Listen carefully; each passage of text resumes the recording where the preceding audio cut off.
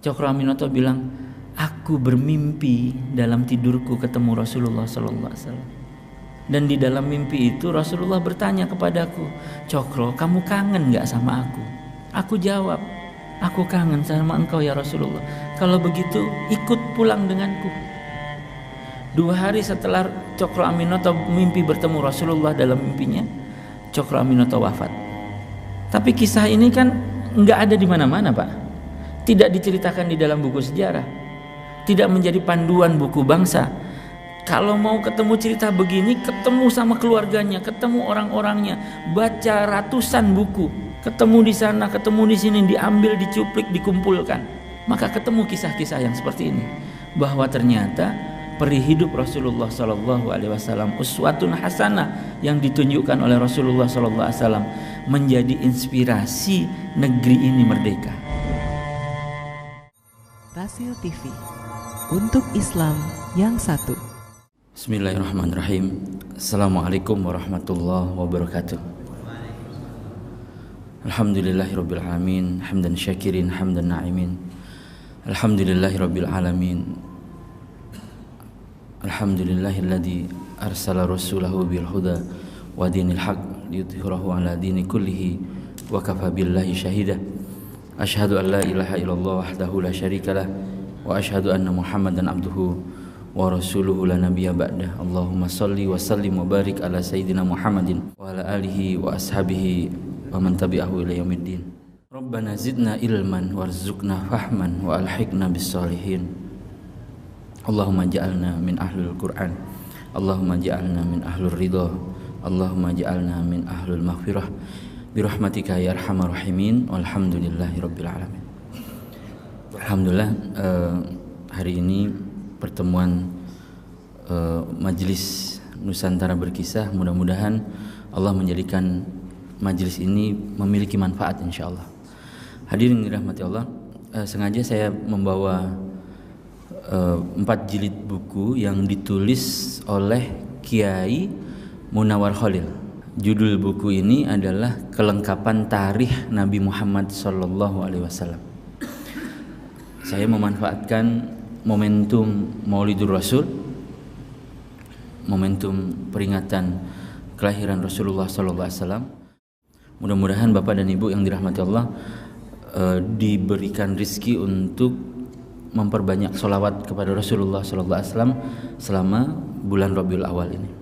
Hadirin dirahmati Allah, barangkali ini adalah buku terlengkap yang ditulis oleh ulama Nusantara tentang Rasulullah sallallahu alaihi wasallam.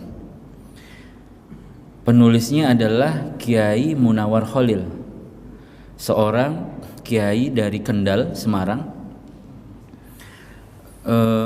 Beliau menulis buku ini tahun 1939. Sangat lama. Beliau adalah aktivis Syarikat Islam dan juga ketua Dewan Tarjih Muhammadiyah untuk wilayah Semarang. Dan beliau menulis kitab ini, hadirin yang dirahmati Allah, di zaman itu informasi belum lagi banyak, media belum lagi berkembang, tapi ada seorang ulama yang telah menulis kelengkapan tarikh Nabi Muhammad sallallahu alaihi wasallam setebal 2000 halaman. 2000 halaman, mulai dari masyarakat Arab jahiliyah sampai Rasulullah sallallahu alaihi wasallam wafat, ditulis lengkap oleh Kiai Munawar Khalil.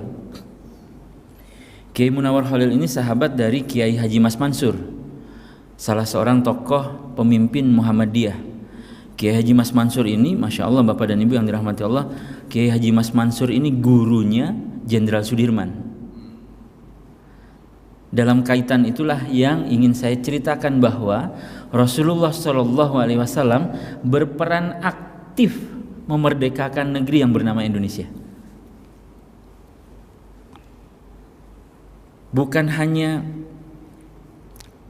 Rasulullah tinggal di tempat dan waktu yang berbeda, tapi kisah kehidupan Rasulullah Shallallahu Alaihi Wasallam menjadi inspirasi bagi kemerdekaan Indonesia.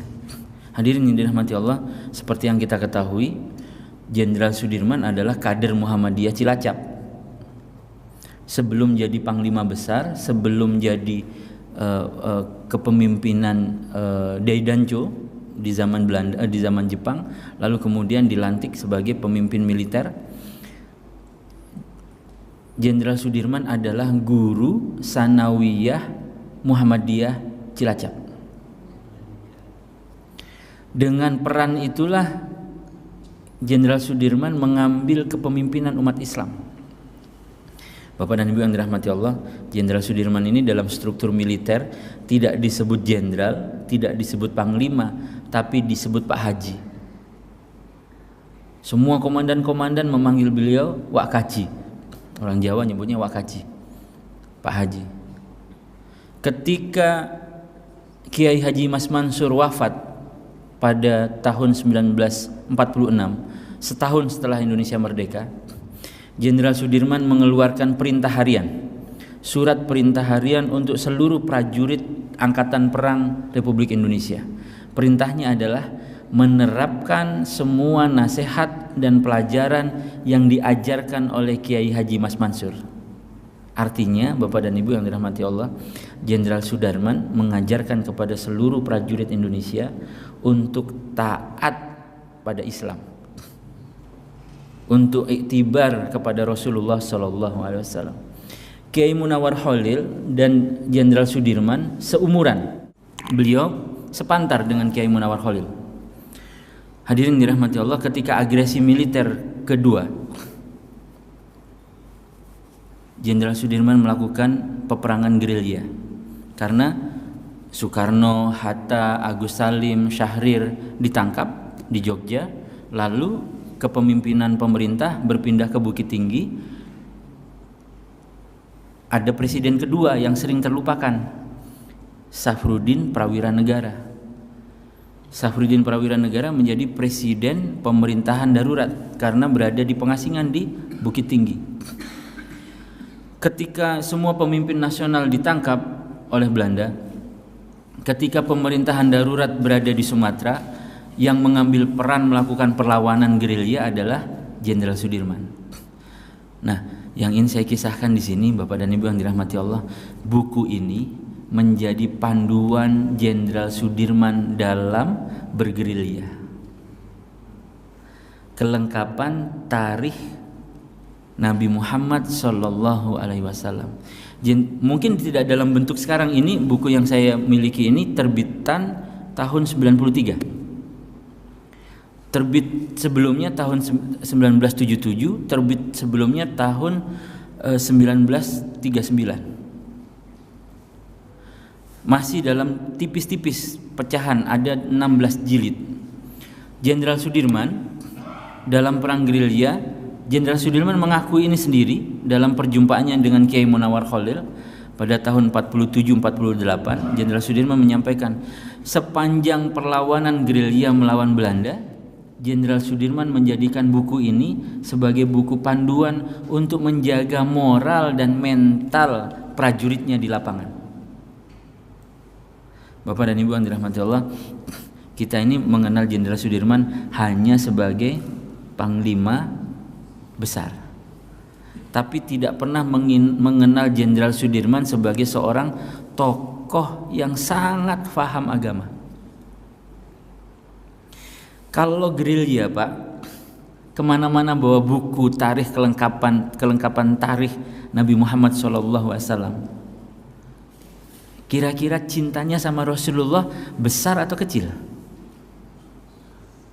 Sangat besar. Kecintaan Rasulullah, kecintaan Jenderal Sudirman kepada Rasulullah dalam bentuk buku ini dibawa kemana-mana, diceritakan setiap malam kepada seluruh prajuritnya dalam peperangan gerilya. Buku inilah Rasulullah SAW menjadi semangat dan inspirator bagi seluruh prajurit yang dipimpin oleh Jenderal Sudirman. Hadirin yang dirahmati Allah, ada banyak kisah tentang betapa kesaktian Jenderal Sudirman ini, Pak. Jenderal Sudirman ini sakti mandraguna. Kisahnya banyak sekali. Ditangkap Belanda nggak ketangkap, dikepung Belanda tidak terkepung, Dijebak Belanda, lolos. Ditipu muslihat, nggak kena-kena. Tapi ternyata kesaktian ini ada sebabnya, Pak. Kesaktian ini bukan klinik, bukan mistik. Kesaktian yang dimiliki oleh Jenderal Sudirman ini sebabnya adalah selama Panglima Jenderal Sudirman memimpin, beliau punya kebiasaan dua. Pertama, beliau tidak pernah meninggalkan wudhu. Dalam keadaan sakit, paru-parunya hanya berfungsi sebelah. Yang sebelah pun hanya berfungsi 35%. Naik turun gunung, masuk sungai, keluar masuk kampung, dalam keadaan yang tidak sehat. Tapi beliau masih punya kesadaran yang sangat utuh untuk tetap menjaga wudhu. Kira-kira kalau orang yang menjaga wudhu, Pak, berat atau ringan, Pak? Kita ini yang nggak perang, belum tentu mampu, Pak. Belum tentu mampu menjaga wudhu. Yang kedua, selama memimpin itu, Jenderal Sudirman tidak pernah meninggalkan qiyamul lail. Selama memimpin pasukannya dalam gerilya, Jenderal Sudirman tidak pernah meninggalkan tahajud. Ada satu peristiwa, Jenderal Sudirman itu dikepung oleh Belanda. Lalu Jenderal Sudirman mencabut kerisnya, mengangkat kerisnya, lalu kemudian hujan turun lebat, petir menjambar-nyambar sehingga Belanda kocar-kacir. Kira-kira yang sakti kerisnya Sudirman atau Sudirmannya? Yang sakti Sudirmannya, Pak. Karena dia memberikan amalan utama, tidak pernah meninggalkan sholat fardu, tidak pernah meninggalkan qiyamul lail, dan tidak pernah meninggalkan wudhu. Ini dua amalan sunnah, Pak. Bagaimana dengan amalan wajibnya? Jenderal Sudirman tidak pernah sholat kecuali berjamaah dengan para prajuritnya. Dan Jenderal Sudirman tidak pernah ketinggalan membaca Quran setiap harinya. Tapi itu tidak pernah diceritakan dalam buku sejarah. Bahkan dalam struktur kepemimpinan militer tidak pernah dibahas tentang kesolehan Jenderal Sudirman. Tidak pernah diberitakan betapa alimnya Jenderal Sudirman, betapa taatnya pada Allah, dan betapa cintanya Rasulullah, betapa cintanya Jenderal Sudirman kepada Rasulullah SAW. Ada tokoh-tokoh penting di kanan kiri Jenderal Sudirman ini. Yang pertama adalah Suparjo Rustam. Yang kedua Cokro Pranolo, kapten. Yang ketiga TB Simatupang. Bapak kenal kan TB Simatupang, Pak? Jalan yang nggak macet itu. Tapi tidak ada yang membahas ada seorang sipil yang menjadi teman seiring Jenderal Sudirman ketika bergerilya. Orang ini adalah makmum ketika Jenderal Sudirman sholat malam. Laki-laki ini adalah orang yang berdiskusi menyusun strategi dengan Jenderal Sudirman. Laki-laki ini adalah yang mengaminkan Jenderal Sudirman ketika berdoa. Tapi tidak banyak muncul kisahnya karena dia bukan militer. Laki-laki ini namanya Harsono Cokro Aminoto, putra dari Cokro Aminoto, putra ke-3.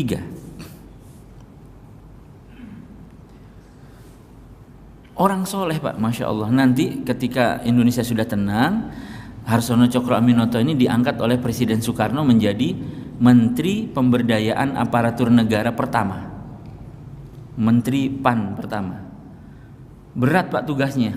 Menteri Pemberdayaan Aparatur Negara sebelum negara punya aparatur, sebelum negara punya pegawai negeri, sebelum negara punya menteri-menteri. Harsono Cokro Aminoto diminta untuk menjadi aparatur negara. Bapak dan Ibu yang dirahmati Allah, buku kelengkapan tarikh Muhammad ini, Jenderal Sudirman mengakui kepada Kiai Munawwar Khalil, saudara, tolong lengkapi buku ini dengan kisah-kisah jihad yang dilakukan Rasulullah Shallallahu Alaihi Wasallam. Tolong tulis dengan detail. Dulu buku ini judulnya Tarikh Nabi Muhammad. Tapi setelah permintaan Jenderal Sudirman kepada Munawwar Khalil, buku ini dilengkapi oleh Kiai Munawwar Khalil. Lalu kemudian buku ini menjadi judulnya Kelengkapan Tarikh Nabi Muhammad Sallallahu Alaihi Wasallam. Ada perbincangan antara Jenderal Sudirman dengan Kiai Munawwar Khalil. Betapa berterima kasihnya Jenderal Sudirman karena buku ini telah menjaga moral pasukan Indonesia tetap tinggi. Bapak dan Ibu yang dirahmati Allah, agresi militer kedua ini nanti tokoh-tokohnya salah satunya adalah Letkol Soeharto yang kemudian dengan peristiwa Janur Kuning kembali merebut Jogja. Semua orang mengingatnya. Tapi tentang Kiai Munawwar Khalil yang menulis buku ini, Masya Allah, Kiai Munawwar Khalil pernah dipenjara ketika ada kerusuhan di zaman 1928 ketika Syarikat Islam pecah menjadi Syarikat Islam Merah yang dipimpin oleh Semaun, Alimin, dan Muso dengan pemberontakan Madiun. Semua tokoh-tokoh Syarikat Islam termasuk Kiai Munawwar Khalil dituduh terlibat dalam PKI edisi pertama. Padahal tidak demikian. Nanti Kiai Khalil setelah keluar dari penjara berhijrah ke Mekah, bermukim di Mekah lama. Setelah pulang kembali beliau banyak menulis kisah-kisah tentang Rasulullah Shallallahu Alaihi Wasallam. Bapak dan Ibu yang dirahmati Allah, dulu Pak, kiai-kiai ini bersahabat Pak. Kiai Munawwar Khalil itu juniornya Kiai Mas Mansur. Kiai Mas Mansur bersahabat dengan Kiai Wahab Hasbullah. Kiai Mas Mansur tokoh Muhammadiyah, Kiai Wahab Hasbullah tokoh Nahdlatul Ulama. Dua orang ini bersahabat, nggak seteru Pak. Bapak dan Ibu yang dirahmati Allah, ketika pecah perang agresi militer kedua, Jenderal Sudirman dan Harsono Cokro Aminoto ini menjadi sahabat seiring. Saya ingin mencoba menceritakan sebetulnya adalah bagaimana kisah Rasulullah SAW, teladan Rasulullah SAW itu mendarah daging dalam tubuh jiwa kaum muslimin di Indonesia. Hadirin yang dirahmati Allah, saya sering membayangkan Indonesia ini Pak sebagai bangunan yang sangat besar. Sangat besar. Saking besarnya bangunan ini sampai dihuni oleh lebih dari 250 juta muslim. Kira-kira kalau bangunan itu bisa dihuni oleh 250 juta orang, tiangnya kokoh nggak Pak? Wajib kokoh. Kalau bangunan itu dihuni oleh 250 juta orang lebih, pondasinya harus kuat nggak? Wajib kuat Pak. Pondasi dan tiang ini yang menyusun adalah para ulama terdahulu. Tidak kebetulan Pak, Indonesia ini dibanjiri oleh ulama dari Sabang sampai Merauke. Tidak kebetulan Indonesia ini dibanjiri oleh para habaib dari ujung timur sampai ujung barat. Tidak kebetulan Pak. Dan kisah-kisah Rasulullah SAW, kehidupan beliau, sirah beliau, kehidupan para sahabat dan keluarganya dijadikan inspirasi perjuangan Republik Indonesia. Harsono Cokro Aminoto, ayahnya adalah Cokro Aminoto, ulama besar, tokoh bangsa. Cokro Aminoto pernah menulis buku judulnya Tarikh Umat Islam. Buku Tarikh Umat Islam ini Pak ditulis beliau tahun 1931. Isinya seluruhnya tentang perjalanan hidup Rasulullah SAW. Buku inilah yang diajarkan ke seluruh muridnya Cokro Aminoto. Dan siapa yang tidak menjadi muridnya Cokro Aminoto? Hampir seluruhnya muridnya Cokro Aminoto. Bapak dan Ibu yang dirahmati Allah, ingin sekedar merunut saja. Cokro, ayahnya namanya Cokro Amiseno, ulama besar di wilayah Madiun dan Ponorogo.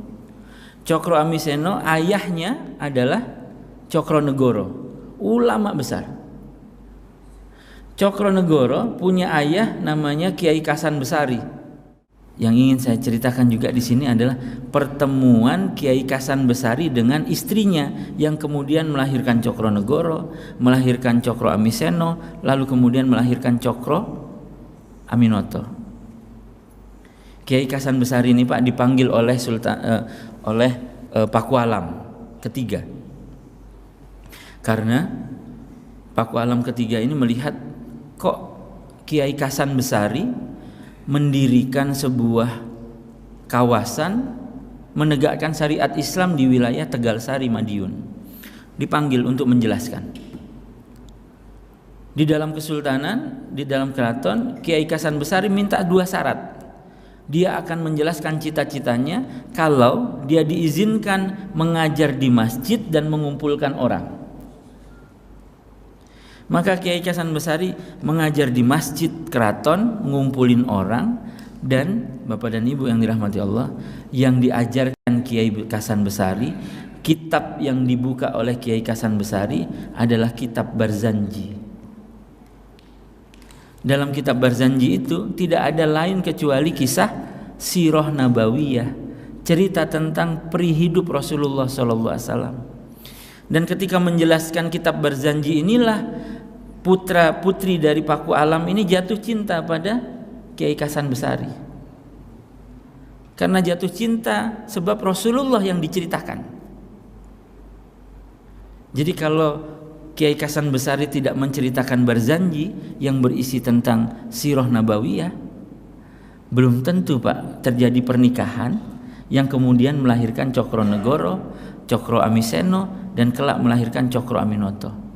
Artinya, hadirin yang dirahmati Allah, Allah mentakdirkan kisah Nabi Muhammad SAW menjadi tulang punggung perjuangan sebuah negeri yang bernama Indonesia ini. Bapak dan Ibu yang dirahmati Allah, kalau Bapak membaca biografi Cokro yang ditulis oleh Abdul Malik El-Zamzami, bukunya kecil 2 jilid, Bapak dan Ibu akan melihat bagaimana Cokro Aminoto itu adalah sosok pemimpin yang ingin menegakkan sunnah Rasulullah SAW. Cara bicaranya disesuaikan dengan sunnah, cara pakaiannya disesuaikan dengan sunnah, cara ngomongnya disesuaikan dengan sunnah, cara ngajarnya, apapun yang diajarkan disesuaikan dengan sunnah. Karena itu 2 tahun menjelang Cokro wafat, beliau keliling Indonesia, mulai dari Sulawesi, Kalimantan, Jawa sampai Sumatera. Beliau keliling untuk menceritakan peri hidup Rasulullah SAW.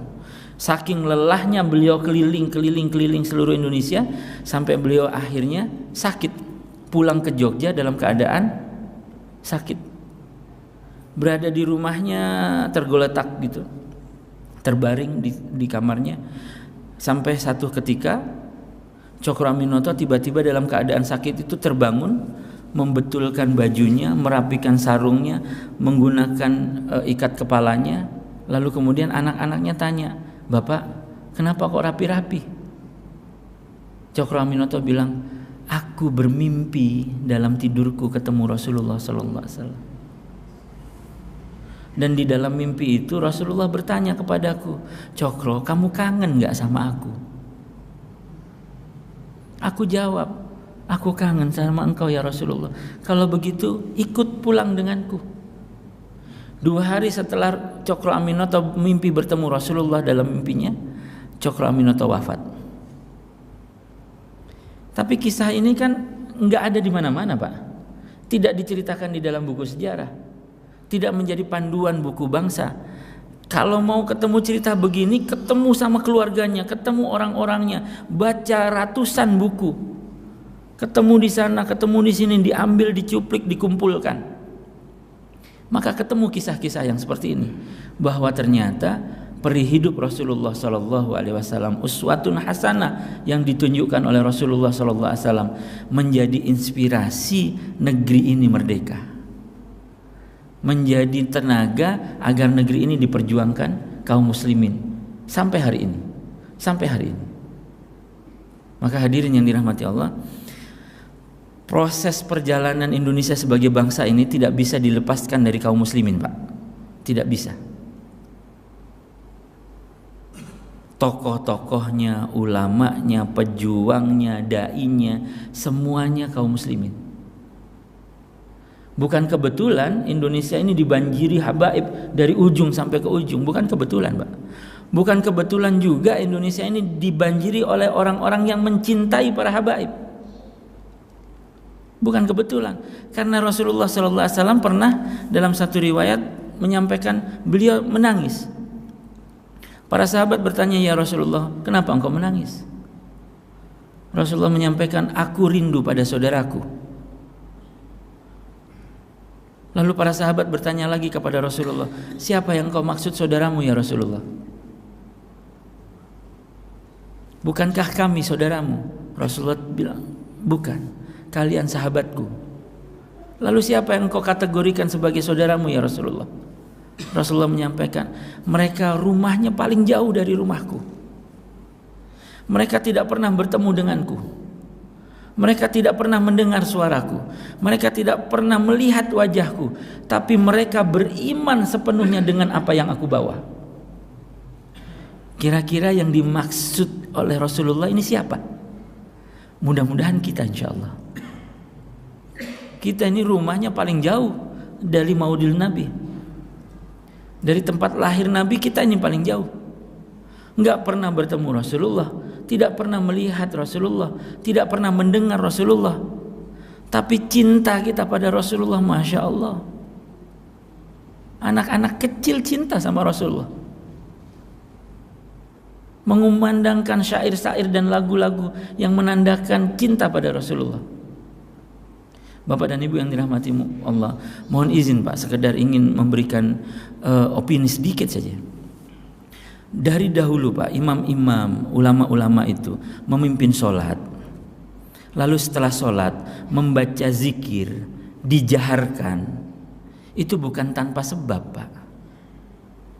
Bukan tanpa sebab, supaya zikir yang dilantunkan, supaya zikir yang dijaharkan oleh para imam itu bisa menjadi pelajaran untuk anak-anak kita. Karena bapak sendiri, kita sendiri nggak pernah punya waktu untuk ngajarin zikir ba'da sholat kepada anak-anak. Nanti kalau anak-anak kita nggak kenal tata cara zikir setelah sholat, siapa yang ngajarin? Imam, ulama mengajarkan zikir, memuji Rasulullah, itu adalah bagian dari edukasi, tarbiyah. Mulai dari yang paling kecil. Enggak hanya di dalam sholat Pak. Kalau bapak dan ibu ngelihat ibu-ibu gendong anak-anak kalau lagi bayi, yang dilantunkan apa? Sholawat Nabi. Allahumma sholli ala Muhammad, ya Rabbi sholli alaihi wasallim. Ada yang digantung pakai kain panjang di pintu, anaknya diayun-ayun. Allahumma sholli. Udah setengah jam diayun gak tidur-tidur.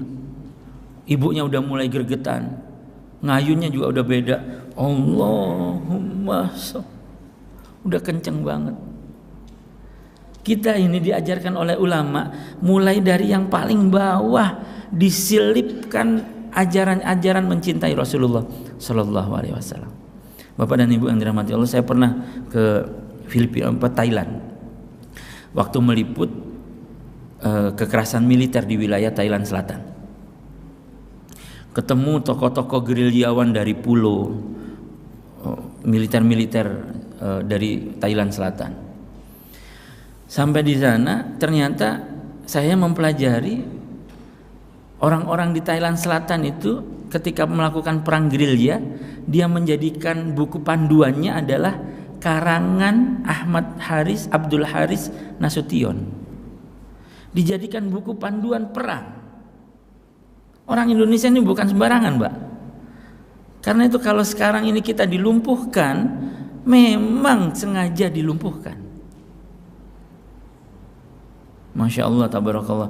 Bapak dan Ibu yang dirahmati Allah, negeri ini ketika merdeka, Cokro Aminoto nggak sempat umurnya sampai proklamasi. Agus Salim sempat menjadi menteri luar negeri, sempat menjadi diplomat, sempat menjadi utusan ke luar negeri. Bapak dan Ibu yang dirahmati Allah, tahun 57 ketika Ratu Elizabeth dilantik menjadi ratu oleh Inggris, Indonesia mengirim Haji Agus Salim untuk menjadi wakil pelantikan Ratu Elizabeth. Haji Agus Salim masuk ke istana Buckingham sambil bawa rokok, Pak. Sengaja Haji Agus Salim bawa rokok. Yang dibawa rokok kretek pula. Di istana nggak ada yang rokok. Haji Agus Salim mendekati Pangeran Philip, di bawah tinggi Pangeran Philip, Haji Agus Salim pendek. Di depan Pangeran Philip, Haji Agus Salim nyalain rokoknya. Asap kretek, Masya Allah, Pak. Asap kretek itu digini-giniin di hidungnya Pangeran Philip. Yang cerita ini dalam biografi pengawalnya Agus Salim ketika berada di Inggris. Rokok kretek ini digini-giniin di hidungnya Pangeran Philip. Lalu Agus Salim tanya kepada Pangeran Philip, "Baginda, Tuan tahu nggak ini aroma apa?"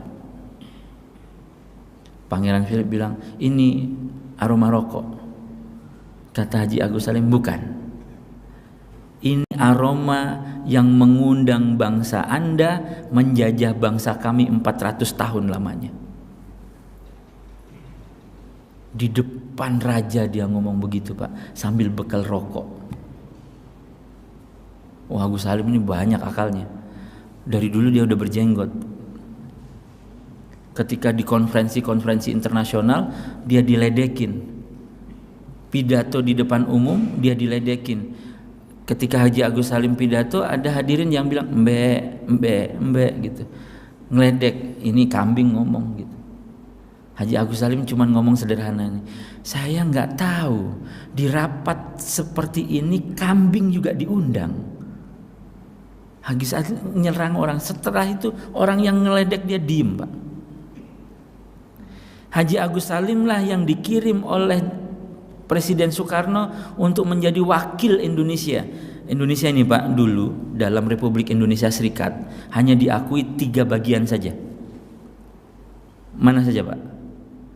Republik Indonesia Serikat, Sumatera, Jawa, satu lagi mana?